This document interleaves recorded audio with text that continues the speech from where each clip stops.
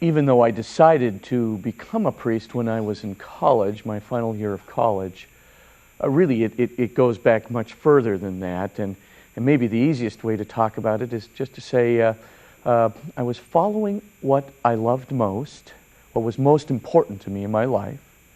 Secondly, I was following my strongest apostolic desire. And thirdly, I'm just going to phrase it this way, I was following my way home. And I'll just talk about each of those points for a second. I mean, the first point, I was following what was most important to me. And when I was in college, but this was, of course, built up through many years, starting grade school, high school, but when I was in college, it became increasingly apparent to me, even though I was a public accounting and finance major, even though I was going to law school, it became increasingly apparent to me that the most important thing in my life was my religion and my faith. The most important thing in my life was my relationship with Christ and the church. And I felt this yearning. I just felt like I need to do something about this, and I need to be involved with this. And even though I didn't mind public accounting or finance, and I didn't mind my impending law school career, what I was really thinking about was, I really want to serve the church and serve Christ. And so I decided, first of all, I let myself follow what was most important in my life. The second thing I was doing is following my most important apostolic desire, because I really did want to help out Christ. And I felt like Christ was giving me these gifts in order to help people and help out lots and lots of people. And the fact that I wound up, even giving some series on EWTN is a complete matter of following the Holy Spirit. It's really divine providence. But prior to that, even when I was thinking about my vocation, it was very clear that God was giving me some gifts. And my particular gift was kind of the gift of the gab. And I just remember this one girl walking up to me and saying, Bob, we really need some people to help teach 9th grade catechism. I said, are you talking to me? I said, I'm the public accounting, finance, physics type guy, Why do you want me? And she said, well, tell them something you know about your faith. So I walked in there and I started talking to them about St. Thomas Aquinas' proof for an uncaused cause. It stunned them. And it was just like the words were coming out of my mouth. And so I decided, I'm going to follow my gift. Now, my gift just happens to be, a teaching gift. But other people might have a preaching gift. Other people might have a gift of spiritual direction. Other people might have a gift of doing the liturgy. Other people might have a gift of just exemplifying holiness. But whatever that is, if you've got those spiritual gifts, and they're very pronounced in your life, follow those gifts, because that's the Holy Spirit. That's divine providence, not just giving you the gifts.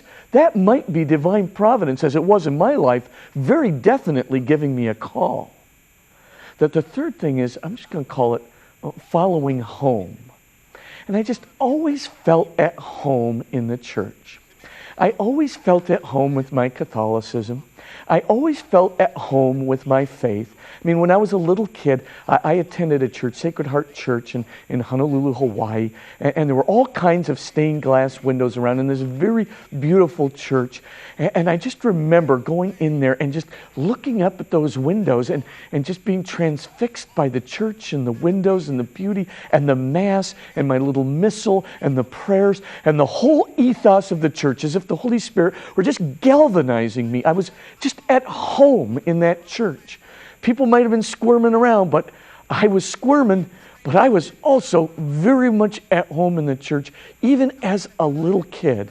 And I just remember looking at the creche set, at Christmas time, and just thinking, as I looked at that stable, I just felt at home right there with the family of Jesus in this symbol, this creche set, sitting on our living room table, and just thinking, oh, this is home. And then, of course, as I grew older and began to sense this and going into my collegiate career, I just felt at home by being with the Lord at Mass. And I started to attend daily Mass. And And as I was receiving the Eucharist, I just felt at home in that Mass and at home receiving the Eucharist. And then I received St. Thomas Aquinas, my very first Summa Theologica. And I looked in that, and as I was reading, not just the proofs for God's existence, but about the Trinity and about the Incarnation, and just looking at what St. Thomas, just the unfolding of the faith, just looking at the pages as something coming off the page, and just taking a tour when I was younger of various monasteries in Europe and various churches, and just feeling, just even in the oldest churches, this warmth and this faith just kind of echoing off the walls, and the presence of the Spirit. I was at home, at home, at home, at home. And then I went to the novitiate to make a visit. That's a place where you kind of begin your training in the Jesuits. And as I walked into that novitiate, they put me up in the art room in this old high school, because that was the only guest room available at the time. And it was this terribly painted, smelly, paint-filled, fumey room. And there was nothing about that room that could have made me feel at home except grace. And as I went to bed on that cot in that art room with the paint fumes, I felt so very much at home. And I felt called. And I followed the call to home. I followed the call to my vocation. And I've never looked back. And it was lovely.